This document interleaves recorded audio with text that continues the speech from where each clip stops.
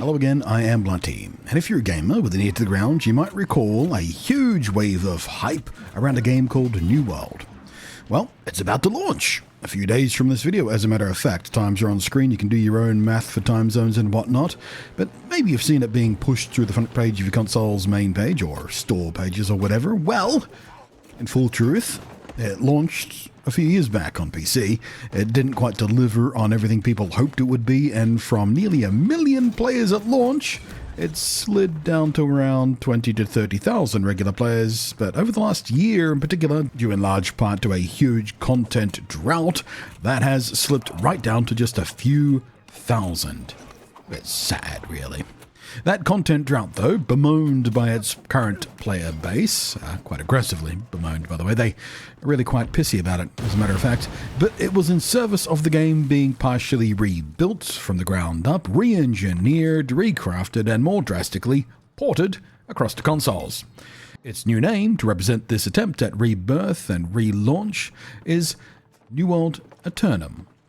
And I've already made a couple of videos about it in the lead up to its October 15th launch into consoles and soft relaunch on PC, covering the major changes and new approach they're taking, and one on a comparison to how the game looks and feels on console versus PC.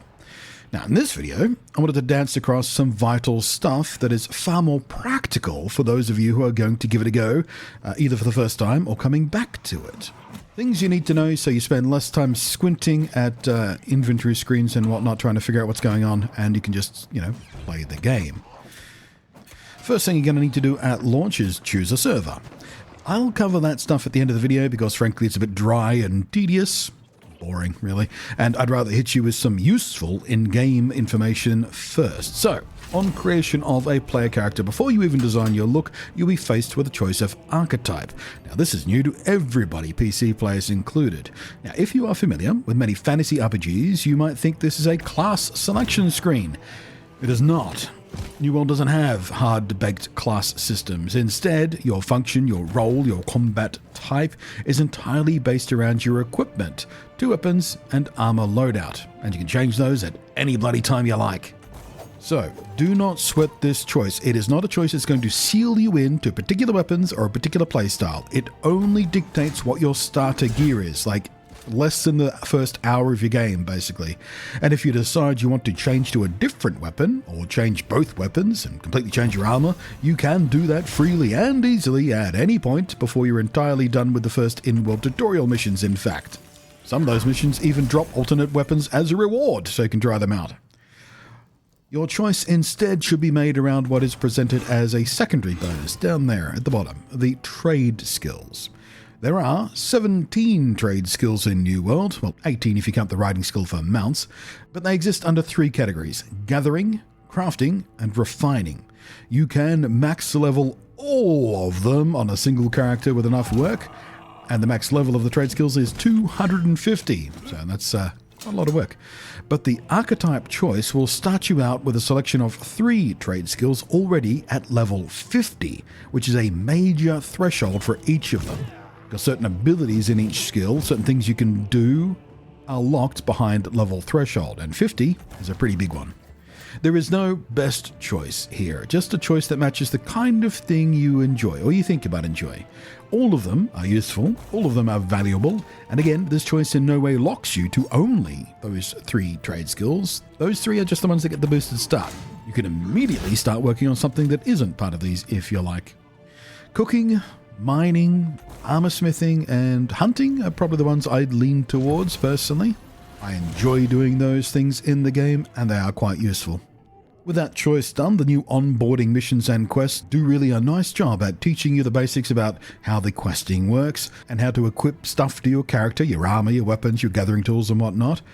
So definitely focus on doing all of those. You will eventually be led to your first town, where things open up a little more. You will, though, want to take a long, slow look at the attributes chart. This is where you'll funnel your leveling into. Every time you level up, you will spend your points here. Each of the 5 stats strengthen different weapon combinations and also give you inherent character perks. And those little circles represent thresholds of where these bonus perks unlock, so pay attention to those. You can hover over them, take a good read at what they do, But unlike trade skills, you cannot max all of these. Like many games, it is a balancing act for your character build. You have a limited number of points to spend here to build a character that suits your style and your weapons. The weapon icons above these bars tell you which stat boosts which weapon. Some appear on more than one stat, but if they're hollow, like an outline, say the hatchet icons in dexterity for example, that means it has a decreased boost there. Its main boost, its bigger boost, comes from points in strength. But in this way, you can still boost what might be a secondary weapon for you without sacrificing points from what your primary might be. It is intended to be a very carefully balanced system.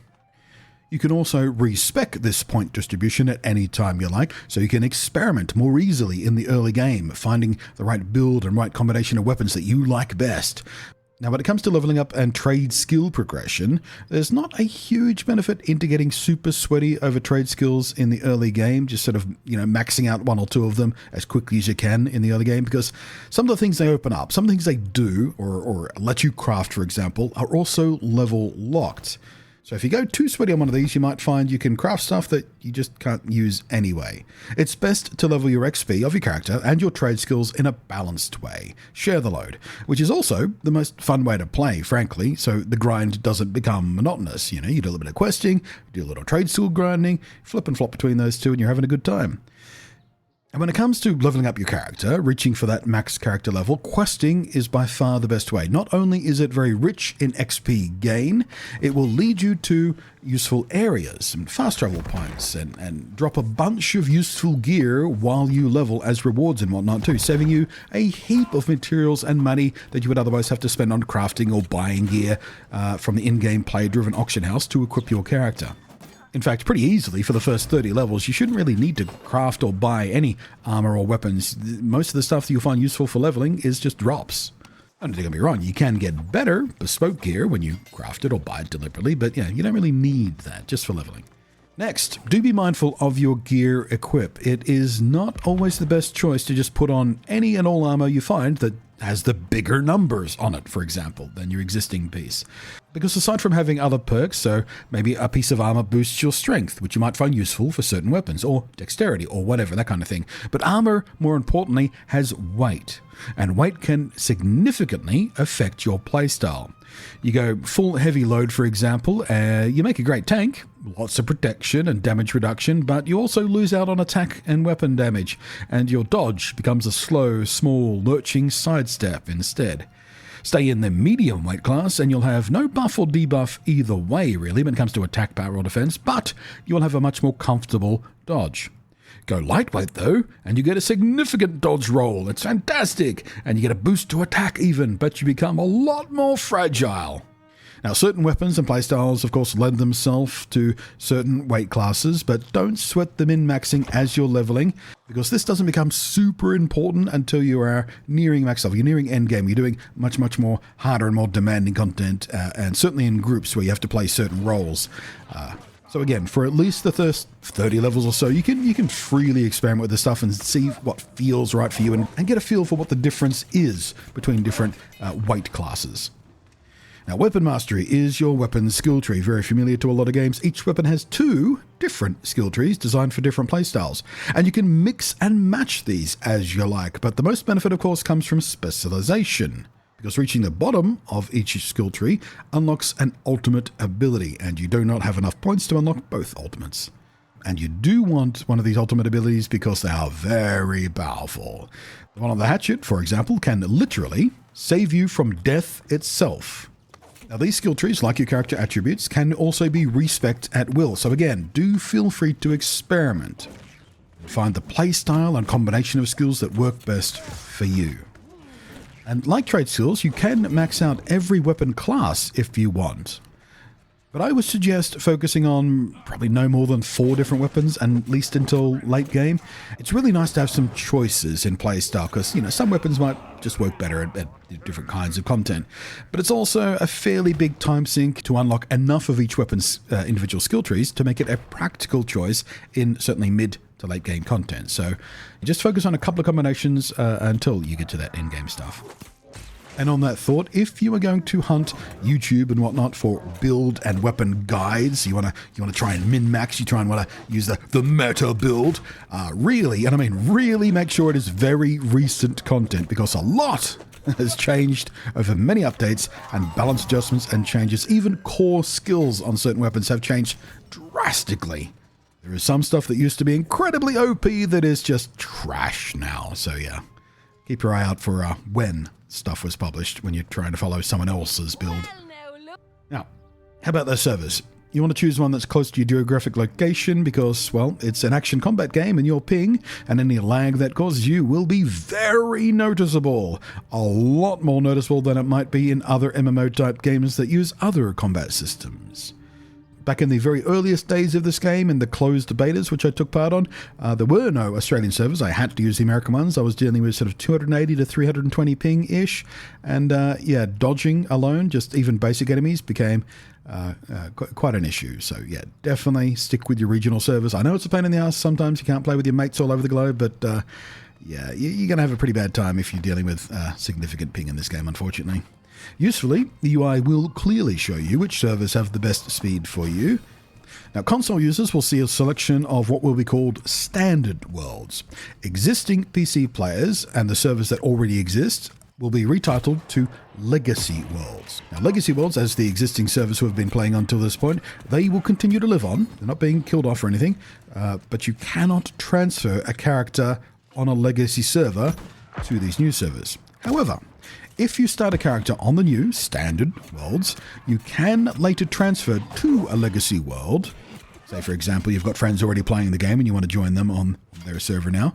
But once you do that transfer, characters in legacy worlds cannot return to standard worlds, even if they started on a standard world. It is a one-way trip.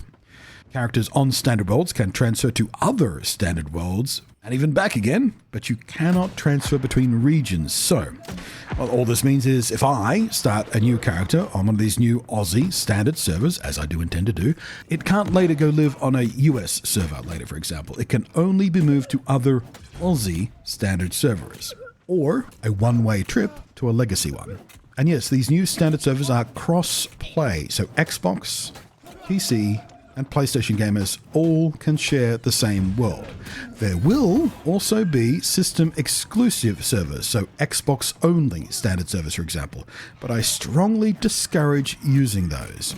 See, games like this are best with large and active player bases, and a server that can support people from any platform will always be more likely to stay alive and thriving longer with a healthier player base than a server that can only serve a fraction of the player base isolated on one single system. Outside of all of that, the best advice I can give for getting the most out of New World Aeternum is take your time. Don't sweaty rush to max level. It is seriously not worth it. You will, I promise you, enjoy it more if you go slower. Do a range of stuff. Mix and match quests and trade school leveling and crafting and town missions and exploration and whatnot. The world that this game takes place in is one of its best parts. So enjoy being in it. Enjoy being part of that world rather than just burning through it as quickly as you can to the next point of interest or marker on your quest guide. This game can and will accommodate you from anything from like a truly cozy gameplay. You can sit down for hours and just like chop wood and mine stuff and feel incredibly cozy. The audio design of that stuff is beautiful. It's just verging on ASMR sometimes.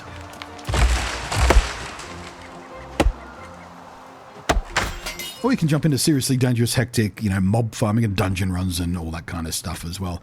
It's remarkable how good it is at doing both extremes and a lot of stuff in between as well. Yeah, but please take your time, because in my opinion, getting to endgame is a lot more fun than being at endgame in many ways. So treat it like that. You're going to get way better bang for your buck if you just take it slow, breezy, chill, relax. Thanks for watching. Hopefully you found this useful. Thank you as always to the veterans scrolling up above there. I am Blunty, and we'll catch you next time.